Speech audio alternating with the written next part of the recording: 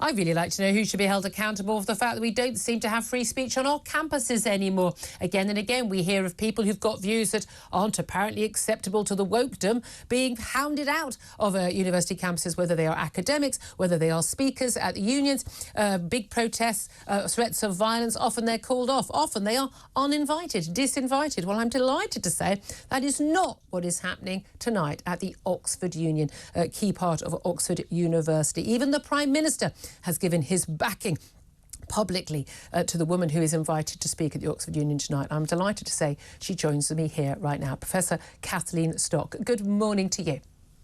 Morning, Julia. Thank you very much indeed for coming on the show. I'm really delighted. It's my first chance of getting to speak to you since you were hounded out as University of Sussex for being, and I hate this phrase, gender critical. As a feminist philosopher, gender critical. All that means, of course, is that you understand basic biology and don't think that men can magically become women and women can magically become men.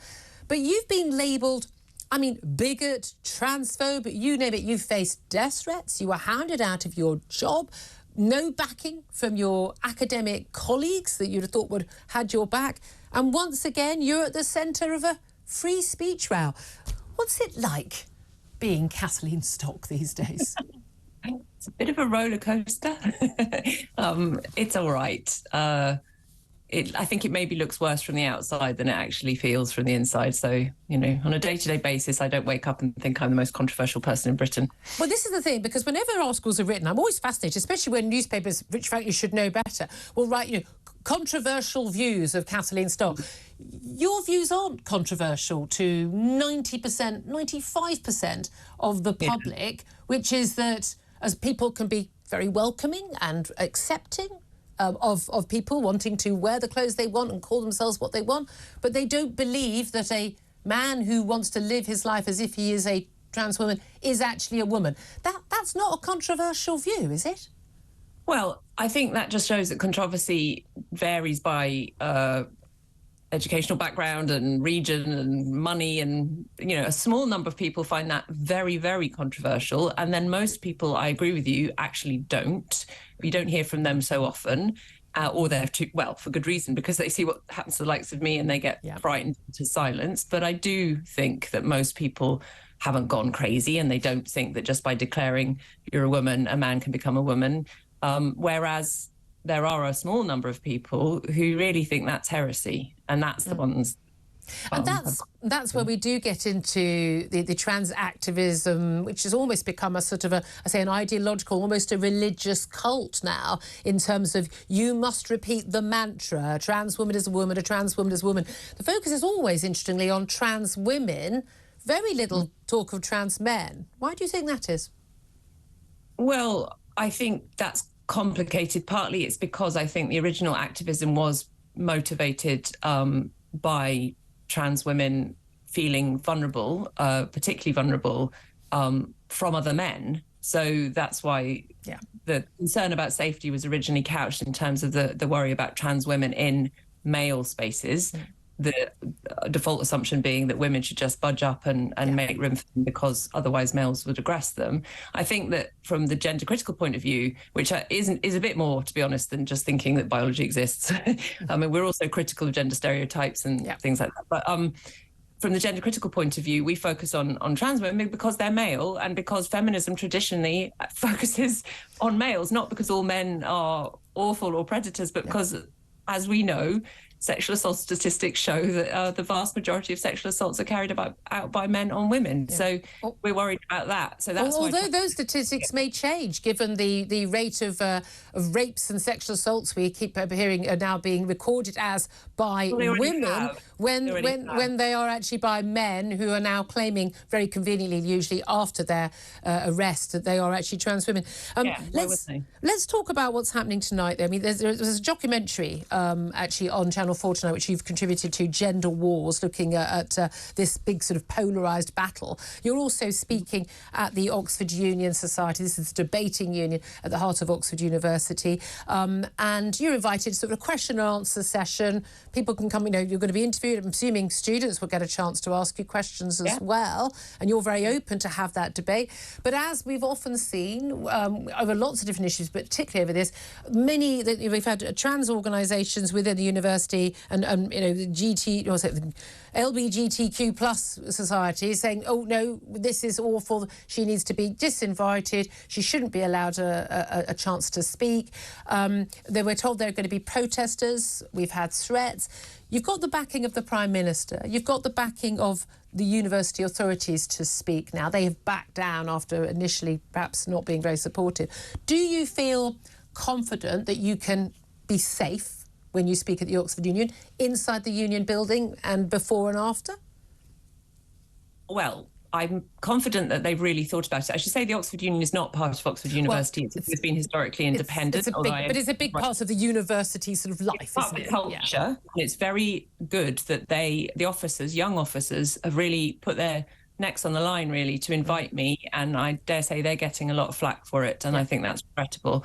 But the people in charge are very competent and also point out to me things like, we host the Israeli ambassador. We've hosted very controversial speakers in the recent past, and they had the American Secret Service in there last week, I believe. So they know what they're doing, and I believe that they will take care of that, and I'm trying not to think about that. That's awful, having to even think about that. That's a concern. I mean, the Prime Minister has said you have a right to be heard. He urged students to engage with your views, even if they disagree with you. He said to the Telegraph that a vocal few must not be allowed to shut down debate. A free society requires free debate. We should all be encouraged to engage respectfully with the ideas of others. University should be an environment where debate is supported, not stifled. And this is a key thing, isn't it? I'm sure, when you were at university as an undergraduate and when I was, the idea that if someone had views that you disagreed with, that you would try to stop them from speaking, that you would try and hound them out of their job, people would have thought you were mad to do it. I mean, that would have been a really strange thing. That now seems to be the norm on campus. What do you think changed?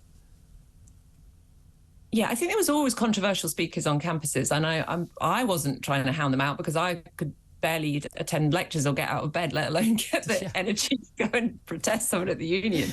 But I think what changed is a lot of things, a lot of anxiety being raised in the young adult population, partly through anxiety about careers and competition, partly through parents getting much more involved in universities through their children's education because the money is now a lot that they're paying for and they're worried about the future. So it's become much more like a customer base, and universities are competing with each other for students. So they are much more concerned with appeasing their customer base, trying to get good scores, exit scores when the students come out and rate them.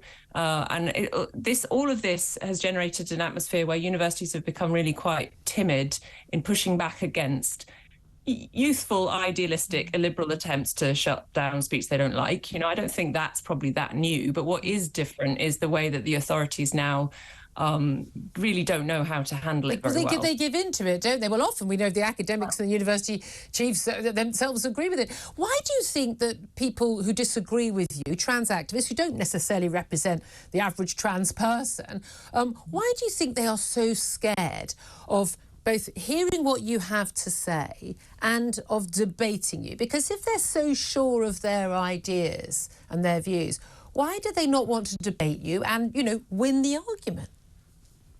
Well, some trans activists do, the odd one does. But in general, I think the answer is that when trans activism took this turn about, 8 years ago to move towards self-ID and trans women are women, full stop, no debate, I think they basically tried to get there through emotional manipulation.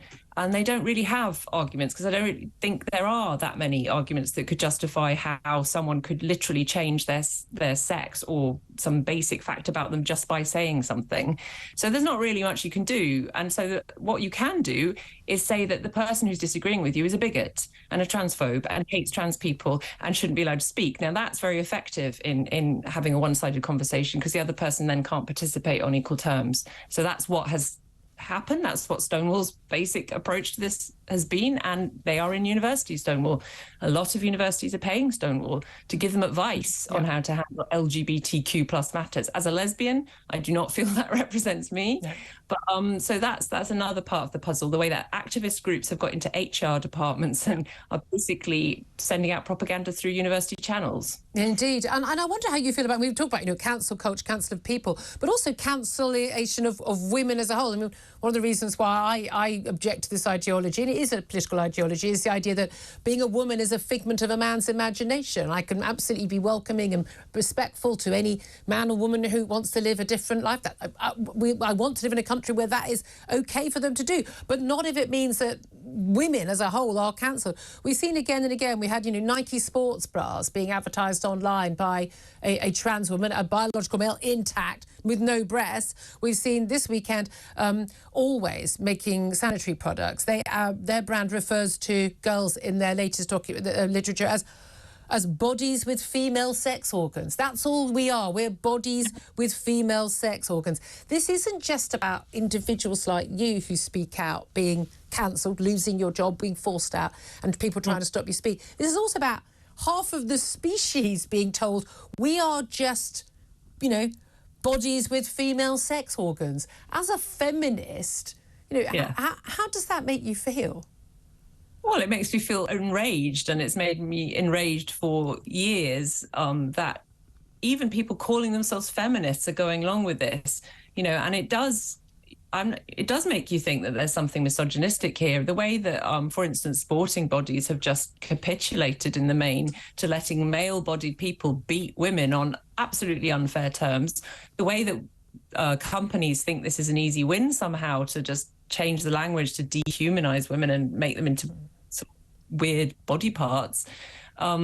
It's really worrying, and it can get put together into a story about attacks on women. Well, this is it, because it doesn't happen. It doesn't happen to men. We don't see products aimed at men. There was a swimsuit aimed at women the other day that was being advertised, but by Adidas, but with a 6'2" male with penis and testicles and chest hair, for goodness sake, being advertised to women. We don't see that happen with male products. Why not? No. Well, I think partly it's because men won't go along with this. And I'm afraid to say a lot of women are going along with this because they're being told that it's a kind and inclusive thing to do, and also they can boast about it. Some of them, they can get sort of points amongst their peers for looking like extra radical. Yeah. Unfortunately, if women weren't going along with this as they are, this would be a lot easier to get rid of. Well, you're not going along with it. I certainly haven't been going along with it. You're an absolute heroine to an awful lot of people that I know. I wish you good luck tonight. I hope you are safe. I hope you get to have your say. People need to hear your views, which aren't controversial at all. They're what most people think. Thank you very much for being so brave and speaking out, standing your ground, and good luck tonight, Kathleen Stock, there, a philosopher and writer. Not controversial at all to us sane majority.